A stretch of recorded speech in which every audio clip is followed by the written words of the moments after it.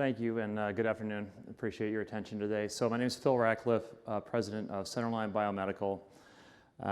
Just to give some context to where we are as a company right now. Number one, we closed an A round in the back half of 2019 for $10 million. We're actively in the middle of a B round right now for $25 million, which will help us both advance our R&D pipeline and our commercial development. We've got a 510(k) approved product, and we're launching right now.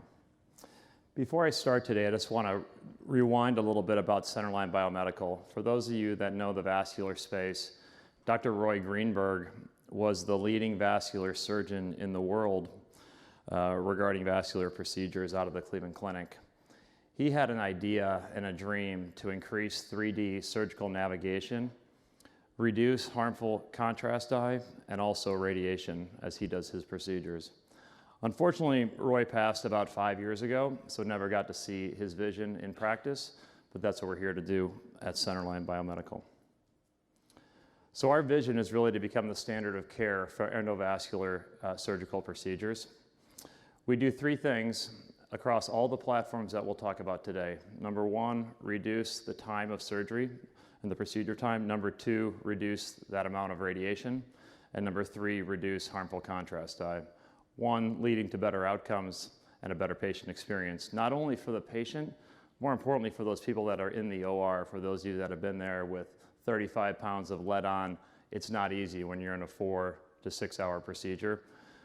So it not only impacts the patient, but it impacts the physician, the medical representative that may be in the room, and the techs that are there as well. Our core values are clear: integrity, accountability, passion, service to the community, and people development. So what are we? So we are an FDA cleared product. Right now our first clearance is in endovascular procedures. We essentially provide 3D Google Maps is the best example for endovascular procedures, with precise navigation of the endovascular space, and also having sensors on the tip of both catheters and guide wires, so you know exactly where you're at in a procedure for proper placement and cannulation. Again, we're non-irradiating and non-radiation emitting technology, and we have core fundamentals you'll hear about later today. One is both strong IP across all endovascular procedures, and we'll talk about the move into peripheral and structural heart. We were spun out of the Cleveland Clinic about 4 years ago, and are a fully operating company located actually on Cleveland Clinic grounds. We just received last week our 4th NIH grant for another $1.5 million, so very excited about that, and as far as what that's going to do for peripheral vascular disease. And we have an experienced management team and board advisors. We know fluoroscopy is an issue. I don't want to spend a lot of time on this, but these are some recent studies, even in the upper left, multiple lawsuits happening for hospital and healthcare systems about the radiation that is occurring within the OR setting. It's a real issue. It's causing issues for all those that are within there, and our technology will help take care of that. This is exactly what we do. So for those of you that are aware and have been in these procedures, the left is fluoroscopy. That's what you see. This is the same exact patient, both in fluoro on the left and then with the IOPS system to the right, and IOPS being the acronym for the Intra-Operative Positioning System, and that's what we have at Centerline Biomedical. That increase in surgical precision and knowing where you're at will cut significant time from the procedure. So if you need to cannulate a left or right renal artery, an SMA, it's something that literally you can do in under a minute, and that can take you up to hours sometimes, depending on the tortuosity of the patient's vasculature. So that's what we produce. This is what it looks like with even more guidance. So this is basically a web-enabled screen. It's done on like a computer on wheels would be the best example of this. And you can do interactive seeing of the vasculature. You've got both the coordinates, real-time, granular placement to know where you're at. You also can spin these with a click of a mouse or your finger on the screen. You can toggle in and out and magnify. Again, to increase the precision and decrease the time of placing catheters, guide wires, and in the near future, stents. oops, sorry. This is what we actually sell. So what is it? It is three pieces. One, it's the system to the left that looks like a computer on wheels. That is both a computer, a USB, and then a USP, excuse me, and then also our proprietary software that we have a strong IP position around. And then we have sensorized catheters and guide wires in the blue in the upper right. And then we have the software that actually runs it. That's another revenue source for us in a SaaS-based model. So again, it was made and designed to fit into typical surgical workflow. So that's very important. This is agnostic of imaging type or manufacturer. This comes in on wheels, as you see. It gets right next to the bed, and it's agnostic to imager and provider of that. And you can see kind of in that electromagnetic field underneath the patient, it allows still, if you wanted to use fluoroscopy, you have that as a backup as well. But this will help you in your surgical procedures. So again, the three things there: real-time navigation. You get this 3D color image that no one has seen before. And I have to admit that when we have physicians in and we're bidding just to market this product right now, the amount of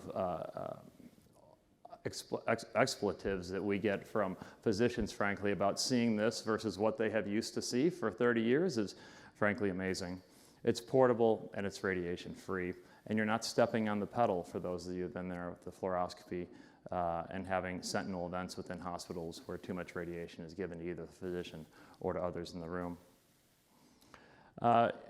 Early studies that we did showed and confirmed what we will see as we begin to launch. And that is to the right. This was an NIH study. The outcomes of this study was that the rotational alignment of a stent graft in the patient was done with 41% improvement in alignment. So if you think about fenestrations or a scallop, how you want those to actually sit in relationship to an artery is super important to maintain blood flow. We had 41% improvement there. We had 100% reduction in contrast dye and radiation, and then time required 56% lower time of procedure. So these are real numbers, and these are procedures which are long and invasive. Just quickly on the pipeline, we're starting with EVAR, or descending aorta right now.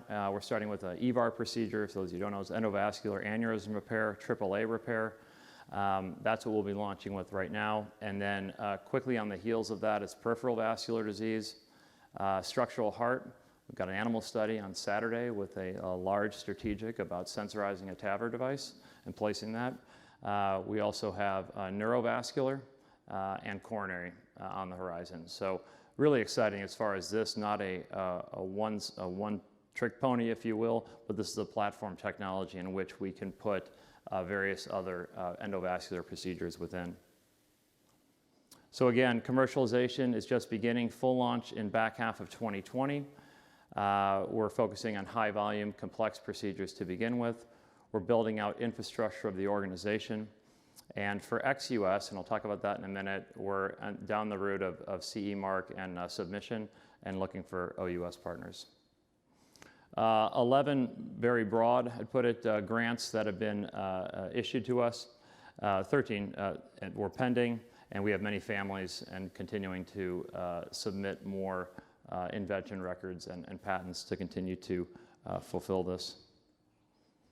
These are some of the leaders in the industry. For those of you that do not know, from a key thought leader base, we've got, frankly, the best of the best. So Matt Eagleton, Chair of Vascular Surgery at Mass General. Dr. Farber, Dr. Perotti, UNC, and then you also have Rishi Puri, a structural heart expert out of the Cleveland Clinic, and then a very well-known neurovascular expert in the world, Dr. Peter Rasmussen. This is the management team, so we've got individuals here. Myself, I've spent 25 years in healthcare, run large public divisions of companies, almost $3 billion in annual revenue.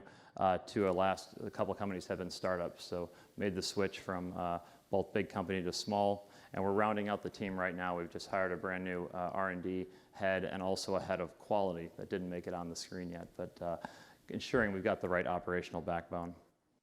These are the milestones. The next really the next 18 months. So we're in the middle of launch right now. We've got a CE mark that is, we anticipate in the second half of 2020, and then a couple of different clinical trials that are in the mix right now. So just to conclude, spin out of the Cleveland Clinic, very mission-based company with the legacy of Roy Greenberg and the idea of this, a platform technology, many NIH grants, 510(k) approved product, and an experienced advisory board and management team. So there's quite a bit of interest from both strategics and institutional money as we go forward. Would welcome any comments after the meeting today, and I thank you for your attention.